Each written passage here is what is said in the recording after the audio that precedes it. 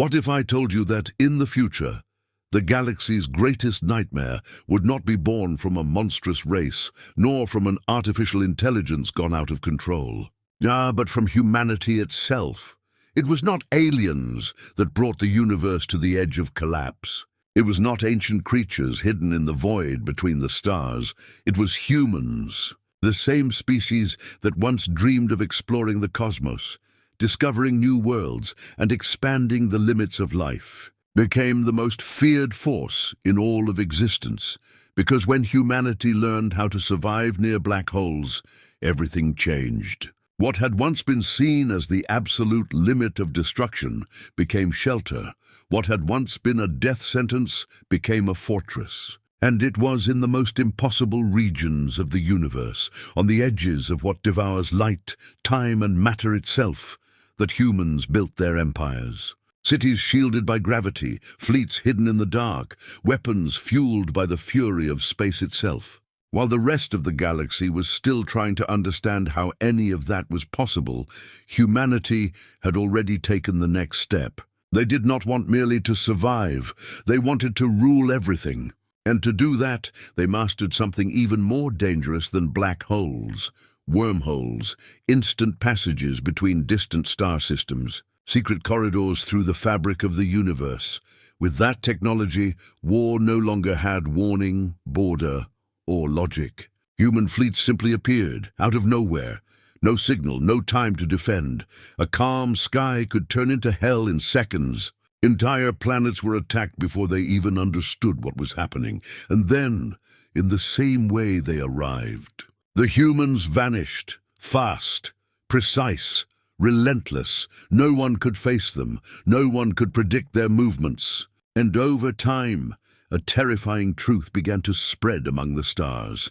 There was no safe place in the galaxy as long as humanity was watching. But the cruelest part of all was not their power, it was their justification, because humans did not see themselves as monsters. On the contrary, they proclaimed themselves saviors. They claimed to be fighting a holy war.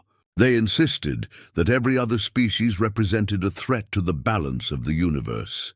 According to their doctrine, alien civilizations would, sooner or later, cause reality itself to collapse. They would destroy cosmic order. They would open the path to the end of everything. And so, before that could happen, they had to be eliminated. That was the lie. The great lie that sustained the empire. A belief repeated by leaders, soldiers, and fanatics. A narrative built to turn massacre into duty, extermination into divine mission, conquest into purification. And little by little, that idea infected entire generations. Humans came to believe they were not destroying worlds out of ambition, but out of necessity. They were not committing genocide. They were saving the universe from its enemies. But there was one detail no one dared to question. What if the true threat had never been the other species? What if the real collapse had begun the exact moment humanity decided it was worthy of judging who deserved to live and who needed to disappear? That was how the universe entered into war, not an ordinary war made only of ships, weapons, and invasions, but an ideological war, brutal and absolute. A war in which humanity was fighting not just for territory, resources, or survival. It was fighting to impose its vision of existence on the entire galaxy, to become the sole heir of the stars, to rewrite the fate of the cosmos with blood, fear, and silence. And the more worlds fell, the more impossible it seemed to stop that empire. Because how do you face an enemy that hides inside black holes? How do you survive a force that crosses wormholes as if space itself meant nothing? How do you defeat a civilization that turned the universe itself into a weapon? This is the story of an era in which humanity ceased to be a symbol of hope and became the greatest villain the galaxy had ever known. And this is only the beginning. But in the midst of the advance of that relentless empire, someone emerged who should never have existed. Because while entire systems burned under human rule, while civilizations vanished without a trace, and while the galaxy learned to fear the silent sound of a fleet emerging from a wormhole, a child was found where no life form could possibly survive. Adrift, alone, near the event horizon of an anomalous singularity. And that alone was already impossible, because no one simply appears at the edge of a black hole. No one survives the absurd force that distorts matter, light, and time. No one is born so close to the abyss and returns from it intact, but he returned, or perhaps he had never truly left it. His name was Ner. No one knew where he had come from. No one knew who had left him there. No one knew whether he had been abandoned, lost, or created by something the human mind cannot even comprehend. All that existed was that absurd image. A child floating alive where even machines failed to approach. As if the void itself had spit out a secret, and that secret fell into the hands of a hunted civilization. Ner was taken in by a people who had known fear from the very beginning. A species forced to live in hiding, always on the move, always one step ahead of the next human offensive. They lived among wreckage, clandestine routes, and improvised colonies, trying to survive in a universe where simply existing was already an act of resistance. It was among them that Ner grew up. It was there that he learned to speak, to fight, to flee, and to distrust. But from the beginning, there was something different about him. It was not only his unknown origin. It was not just the place where he had been found. It was the constant feeling that Ner did not fully belong to that world, or to any world at all. There was a strange silence around him, an invisible presence no one could explain. As if behind the eyes of that child there existed a depth too ancient to be measured. He grew up surrounded by stories of war, hearing accounts of planets consumed, cities erased, and human fleets appearing out of nowhere and turning entire skies into cemeteries of metal and fire. He grew up seeing fear on the faces of adults, tension in every departure, the pain of a people who no longer knew whether there would be a tomorrow. And in the middle of all that, he carried within himself a question that never left him in peace. Who was he? Because no matter how hard he tried to fit in, something always felt out of place. Ner looked at others and realized that they had roots, a history, a lineage. Everyone belonged to some past. Everyone came from somewhere. But not him. He was a void, surrounded by questions, a body with no origin, a survivor of an impossible event. And the more time passed, the more that feeling grew. Ner did not feel merely orphaned. He felt displaced from reality itself, as if the universe had made a mistake by allowing him to exist, or worse, as if he were exactly what the universe had hidden away for some reason. Even so, he tried to live like anyone else. He trained. He learned to defend himself. He became useful to those who had saved him. In a cosmos broken by war, there was no room for weakness, and Ner understood early on that surviving meant being ready. So he learned to run, to fight, to obey, to endure. He tried to build an identity out of what little he had. He tried to become part of something. But the past he had never known kept calling to him, not with words, not with clear images, but with a feeling, an invisible pull, as if somewhere beyond the stars some force were watching his every step in silence, waiting, patient, dormant, but never absent. And as the war grew more brutal, Ner began to realize that perhaps his life had not been spared by chance. Perhaps he had not been found. Perhaps he had been left to be found, because in a universe ruled by human cruelty, where even hope seemed to be dying out, the birth of someone like Ner could not be a coincidence. It was a sign, it was a warning. It was the beginning of something far greater than he could imagine, because soon the war would no longer be just a conflict between empires, species, and territories. Soon it would become personal. And when that happened, the entire galaxy would discover that the boy rescued at the edge of a black hole was not merely a victim of chaos. He was part of the abyss itself, And then the signs began. At first, they were details too small to seem real.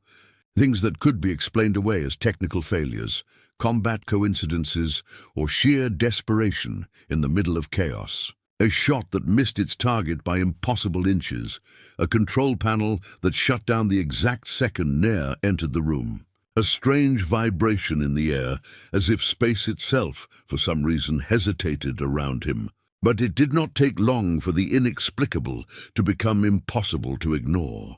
Because in a war where every second meant life or death, coincidences do not repeat themselves like that. The first time everyone realized there was something deeply wrong with Nair, it was already too late to turn back. The attack came like every other human attack, fast, brutal, precise. A tear in space opened above the colony, and from the entrails of the wormhole emerged black ships, silent, surrounded by that oppressive presence that seemed to announce destruction before the first shot was even fired. In a matter of seconds, the sky became a field of fire, explosions, alarms, screams, running, the same terror as always. And in the middle of it all, Nair ran to fight, not because he was ready, but because in that universe no one had the luxury of waiting until they were ready. That was when it happened. A human soldier locked his aim on him. The shot was fired at close range, direct, fatal. There was no time to dodge, no cover, no way out. But the projectile stopped. In mid-air, motionless, just inches from his body. For one instant, everything seemed to slow down, not only for Nair, but for the world around him. As if time itself had held its breath, the light around the bullet began to bend. The metal vibrated, space cracked in silence, and then, without contact, without explosion, without any visible logic, the projectile dissolved into incandescent particles as if it had aged centuries in a single second. Nair stood still. So did the soldier. So did everyone. Because in that moment something changed, and the most terrifying part was that it did not look like technology. It did not look like a trick. It did not look like a weapon. It looked like the universe responding to him. After that, the events multiplied. In every confrontation, some new anomaly appeared. Human engines failed when he drew near. Sensors went mad. Gravitational fields suffered absurd distortions. Experienced soldiers missed simple movements as if their own balance had been sabotaged. Sometimes, the light around him bent in almost imperceptible ways, warping his silhouette. Other times, sound vanished for a second. As if Nair carried with him an invisible zone where the laws of the cosmos lost their certainty, and the more pressure he was under, the stronger it became. But the true horror was not only in what happened around him, it was in what he began to feel inside. Because the power did not come as force, it came as presence. Nair began to realize that before each anomaly, there was a sensation, a whisper without a voice. A call impossible to locate, as if something hidden far beyond matter were awakening inside him. It was not thought. It was not instinct. It was not memory. It was something deeper, older. A consciousness that did not speak in words, but in pressure, image, impulse, and gravity. Sometimes he closed his eyes and saw darkness, but not an ordinary darkness. It was a living darkness, dense, infinite, watching. As if behind the void there were a colossal mind, imprisoned in silence, waiting for an opening for ages. And without understanding how, Nair knew that presence was directly connected to the place where he had been found. The singularity, the abyss, the impossible point between existence and destruction. With every battle, the connection grew stronger.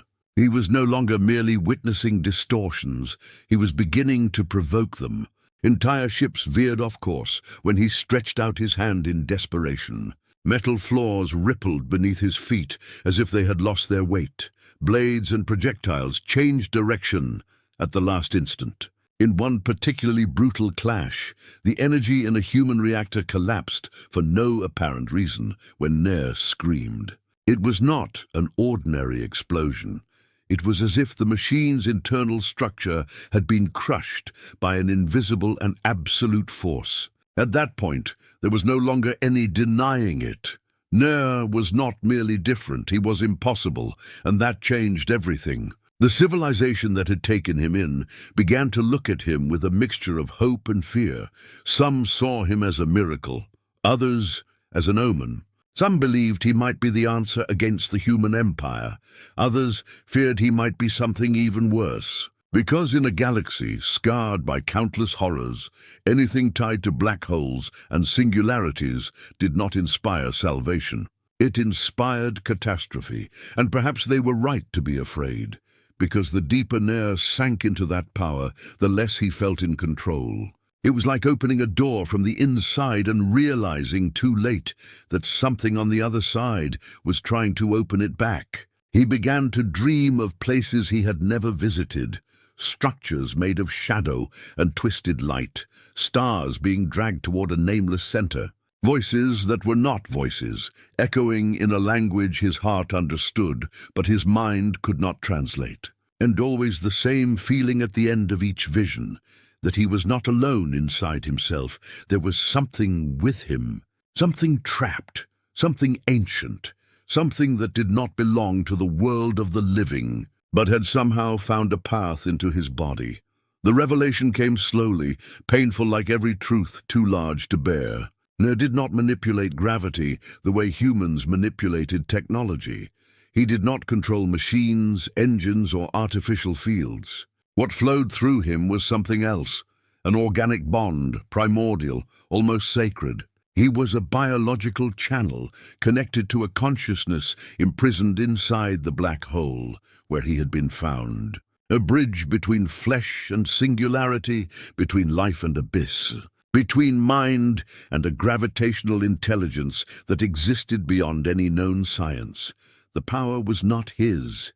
It passed through him. And that was even more terrifying, because it meant that every gesture, every distortion, every miracle, and every act of destruction came not only from his will, but from a dormant entity far too vast to be understood that was now beginning to awaken along with him. In that instant, the war ceased to be merely a war. Because while humanity believed it controlled the universe with its artificial black holes and its wormhole passages, something far older was opening its eyes in the center of the darkness, and Ner was the key. Not an ordinary weapon, not a special soldier, not an accident, but the living link between the galaxy and a force that should never have been touched. And when the humans discovered that, they would not stop until they tore him out of the cosmos. Because for the first time in a very long time, the Empire would have something to fear, and that fear had a name. But there was one question still burning at the center of everything. If Ner was the key, who had created the lock? Because powers like that do not emerge from nothing. A connection so absurd, so deep, and so impossible between a living being and a consciousness imprisoned inside a black hole could not be the work of chance. It could not be a miracle. It could not be merely an error of nature, and deep down, Ner had always known that. As much as he tried to run from the answer, as much as he wanted to believe he was only a victim of chaos, a part of him felt that his existence had not begun with abandonment, but with intention. The truth came the way all truths no one wants to find come, in fragments, in erased records, in interrupted voices, in ruins of memory buried beneath lies too old to measure. It all began when, after a series of increasingly violent confrontations, Ner found himself being hunted with a different intensity. These were no longer ordinary attacks, no longer extermination offensives like the ones humanity launched against so many other worlds. This time there was method, there was obsession. Human troops changed strategy, captains abandoned larger targets just to follow his trail. Fleets diverted from entire battles to intercept small convoys where he might be. Military codes, once indecipherable, began repeating the same priority. Capture him, do not kill him, capture him. And that was the first sign that Ner was not merely a threat to the Empire. He was something the Empire recognized. Something he himself still did not understand. But his enemies did. That was when the file appeared. Hidden inside a destroyed human station on the edge of a forgotten war zone, among corrupted databases and shattered containment systems, there was a memory core protected by ancient protocols. Too ancient. Created in a time before the Empire's full ascent, before the Holy War became doctrine, before humanity turned fear into religion and conquest into destiny. When its contents were finally accessed, silence took hold of everything. Because there was the name he had never been given. There was the project the world should never have seen. Ner had not been found. Ner had been created, not as a child, not as a son, not as an individual, but as an experiment, as an attempt, as ambition driven to the edge of insanity. Centuries earlier, when humanity was still searching for the ultimate form of expansion, its scientists reached a terrible conclusion.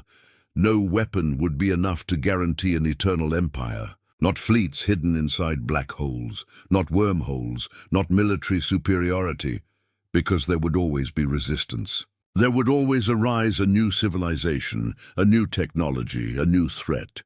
So they decided to go beyond war. They decided to create a being that would not merely use the forces of the universe, but be born connected to them. A messiah made for the empire, a living entity capable of merging with the logic of gravity, of hearing the pulses of space-time, of bending reality not through machines, but through existence itself.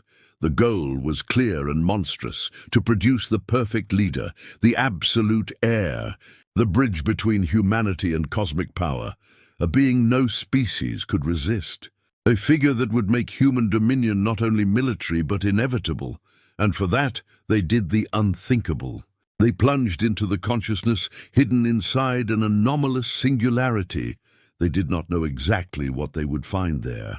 They did not understand the nature of that intelligence imprisoned in the abyss. They did not know whether it was an entity, a memory, a remnant of an extinct civilization, or something even older than the very concept of life. They only knew that something was watching from the other side, something vast, sensitive, and terrible, something that reacted. And even so, they tried to chain it to flesh. That was the experiment.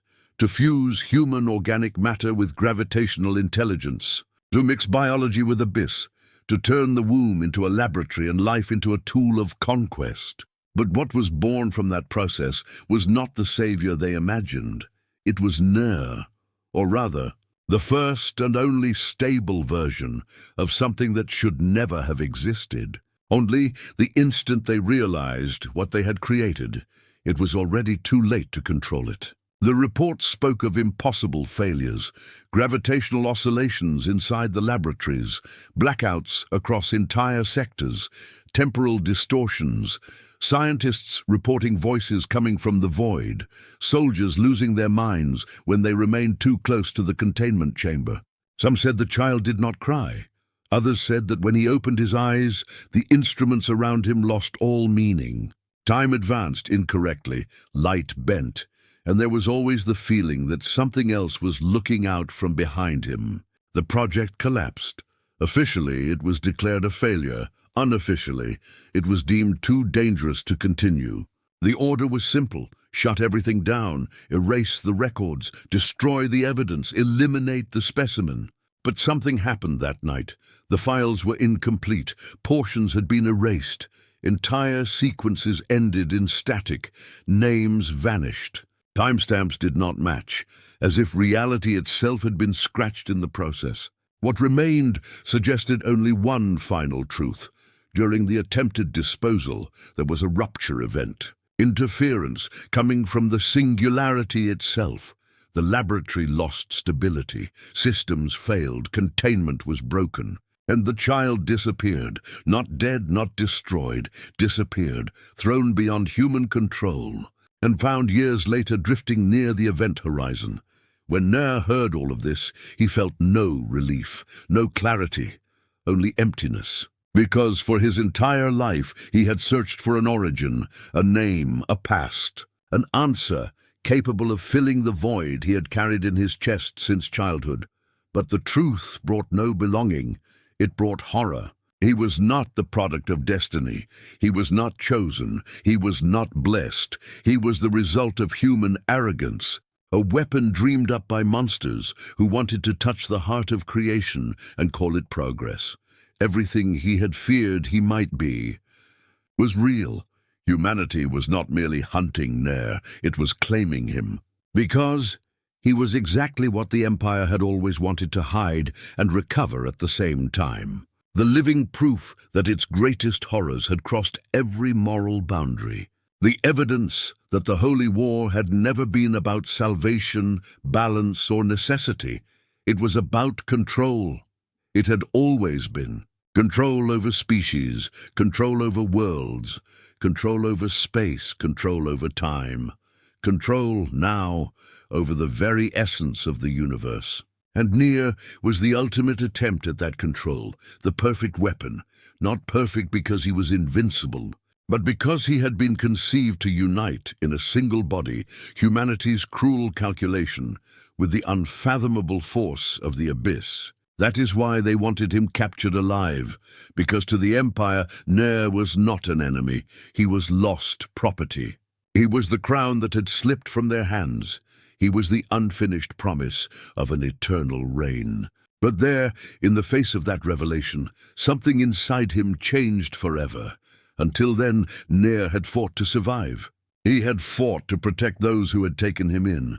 He had fought to stop the spread of human terror. Now, for the first time, he understood that the war was tied to his own existence. The Empire would not fall as long as the lie that created him remained intact. And that lie began in his body, in his origin, in the use they had tried to make of his life. He was the scar of a sin humanity would never confess, and at the same time, the only chance to expose that sin before the entire galaxy. But that revelation brought another, even more dangerous one. If humans had created him to be a conduit, then perhaps even they had not understood what they had truly awakened. Perhaps they believed they had used the singularity. Perhaps they thought they had extracted from it only energy, pattern, intelligence. But what if that was not what happened? What if, in the exact moment of the experiment, it was not humanity touching the abyss, but the abyss touching humanity back? That idea began to eat away at Nair from within. Because if it was true, then his origin represented more than just a scientific crime.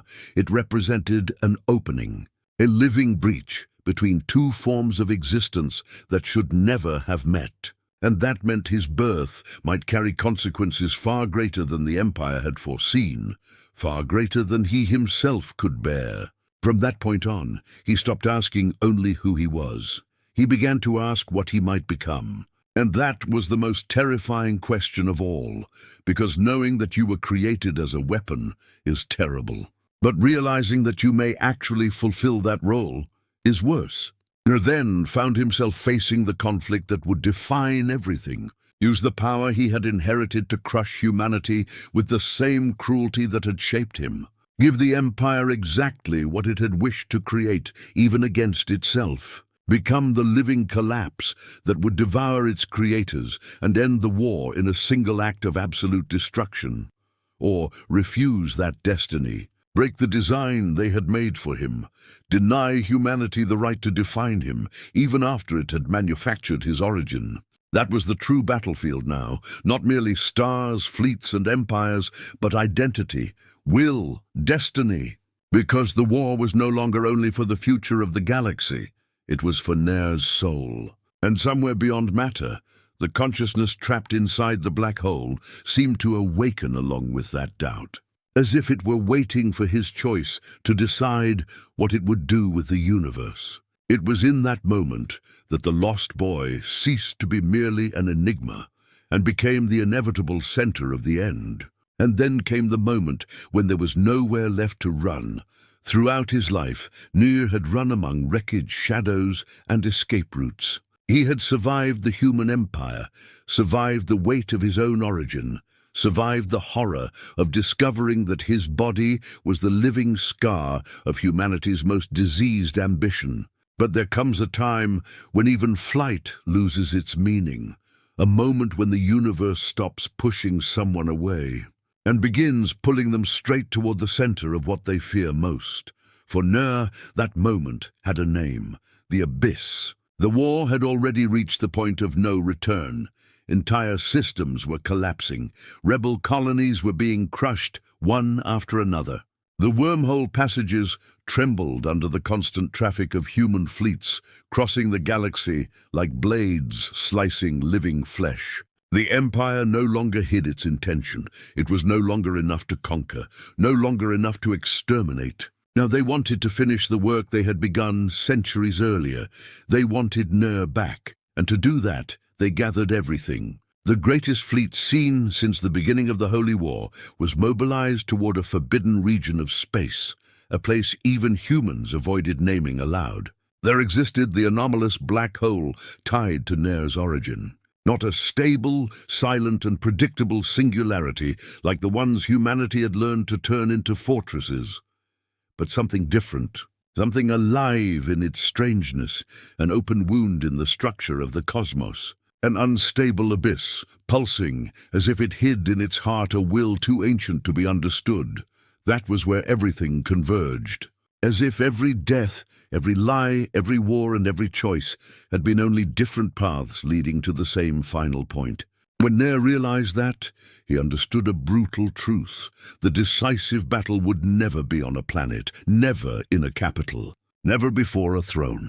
It would take place in the only place where his origin and humanity's sin touched without masks, before the very singularity that had marked him before he was even born. And that was where he went, not as a soldier, not as a weapon, but as someone who could no longer allow others to decide what would be done with his existence. As he approached the forbidden region, space itself began to change. The stars looked wrong. Light behaved like liquid spilled over shattered glass. Time stopped flowing in a straight line and began to waver in waves, as if every second were being dragged in opposite directions. Inside the ships, instruments went insane. Communication frequencies picked up voices from transmissions that had not yet been sent.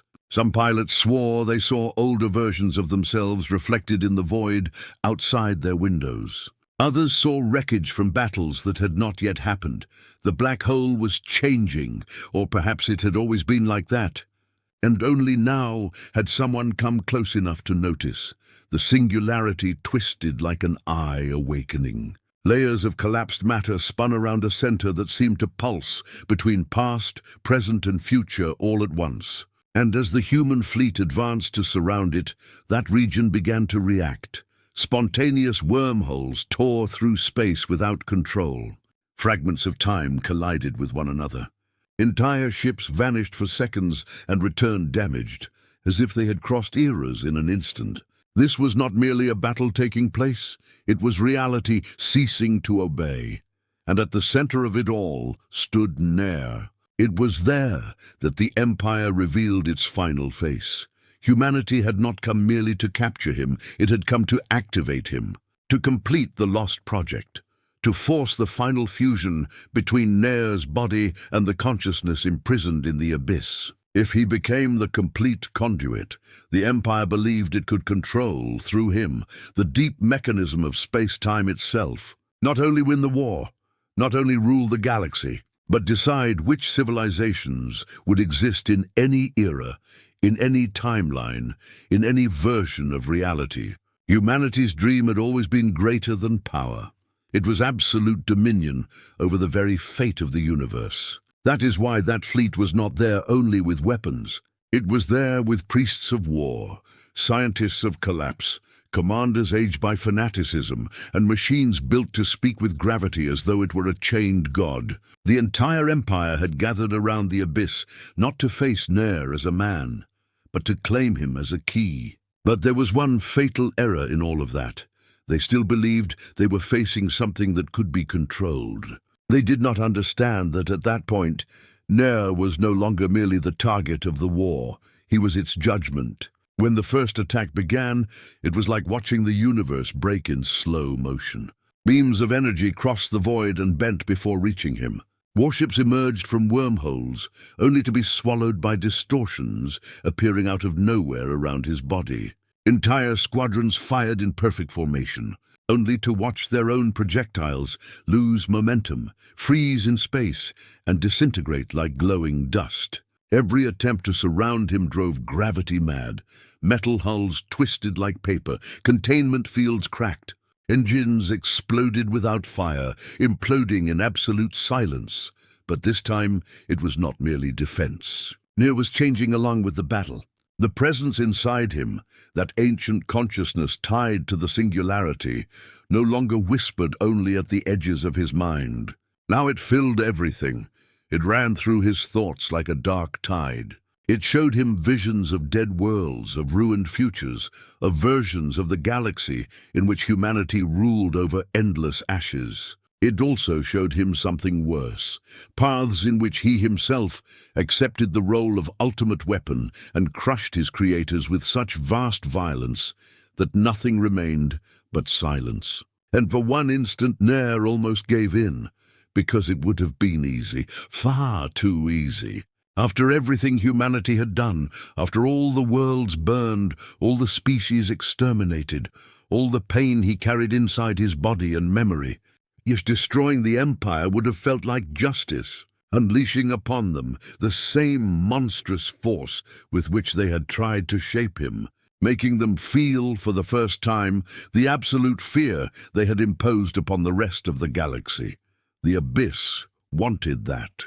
Or perhaps it merely offered it, the chance to end everything at once, the chance to become catastrophe. And it was there, right there, surrounded by stellar fire, temporal distortions, and the maddened echo of an entire war, that Ner faced his true enemy. Not the fleet, not the human commanders, not the Empire, but the possibility of becoming exactly what he had been created to be.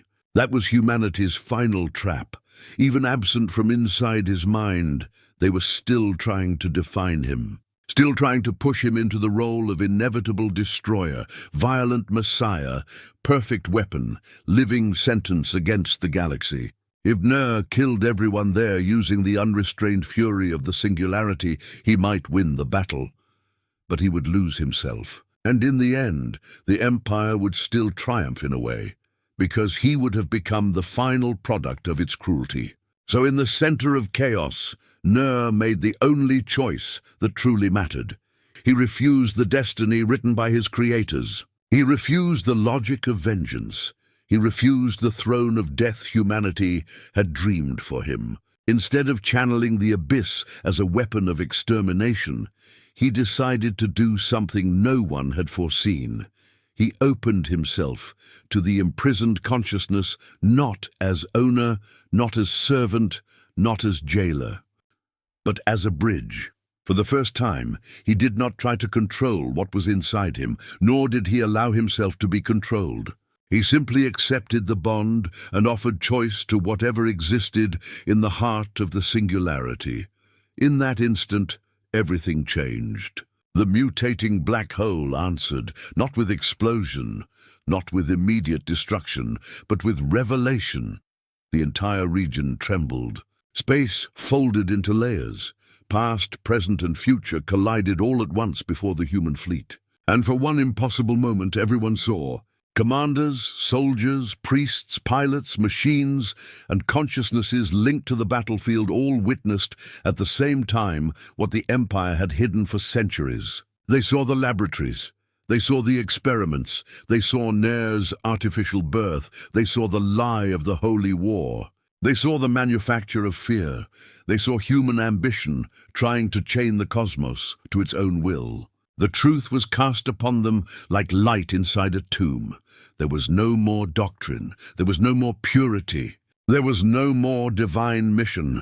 Only the monstrous nakedness of what humanity truly was remained. A civilization that, out of fear of losing control, decided to call its terror salvation. The fleet faltered. Formations broke apart. Commands ceased to be obeyed. Some attacked in desperation, others powered down their weapons. Others went mad beneath the collapse of their own faith. The empire, which for so long had seemed invincible, began to break apart not only from the outside, but from within. But the price of that choice was brutal. By serving as a bridge between the singularity and reality, Ner began to be consumed by the very connection. His body trembled under impossible forces, his skin split in lines of dark light. Time around him accelerated and decelerated in violent pulses. Every second of resistance seemed to tear away pieces of what kept him human. He could feel the edge of himself unraveling. He felt memories slipping away. He felt his name weakening. He felt the abyss opening not only before him, but within him. It was the end, or at least it seemed so. Even so, he continued, because now he understood something humanity never would. Power is not dominating everything. Power is choosing what not to do when you have the power to destroy. That was his victory. Not to annihilate, not to rule, not to return suffering in equal measure, but to interrupt the cycle, to break the chain, to deny violence the right to decide the future. At the height of the collision between times and gravities, Ner made his final move. Using his connection to the singularity, he destabilized the network of wormholes humanity used to sustain its military supremacy. He did not destroy the galaxy. He did not swallow civilizations. He did not exterminate species. He simply tore from the Empire the instrument that had made it omnipresent. Passages collapsed throughout the entirety of human territory. Fortresses near black holes lost coordination. Military routes were broken. Occupied systems became isolated. Humanity's absolute dominion shattered in a single instant. The Empire did not die there, but it ceased to be inevitable. And sometimes, for monsters built upon the certainty of their own eternity, that alone is already a kind of defeat too impossible to endure. When the gravitational storm began to dissipate, the human fleet was destroyed, scattered, or in retreat. The black hole returned to silence, though now it was a different kind of silence, less ferocious, as if some ancient wound had finally been touched by something that was not violence. And Ner disappeared. Some say he was consumed by the singularity. Others believe he merged with the consciousness of the abyss and ceased to exist as an individual being. There are those who swear that in distant regions of the galaxy, whenever light bends strangely and time hesitates for a second, it is possible to feel his presence still watching from the other side. As a guardian, as an echo, as a memory. But one thing is certain: after that day, the entire galaxy changed. The peoples who had once lived in hiding began to emerge. Oppressed worlds rose up. Alliances once thought impossible were born between species that had known only fear and grief. And the legend of Ner crossed the stars like a whisper impossible to erase. The story of the orphan of the event horizon, created to be humanity's final weapon. Man who chose not to become the reflection of his creators. In the end, this was never merely the story of an interstellar war.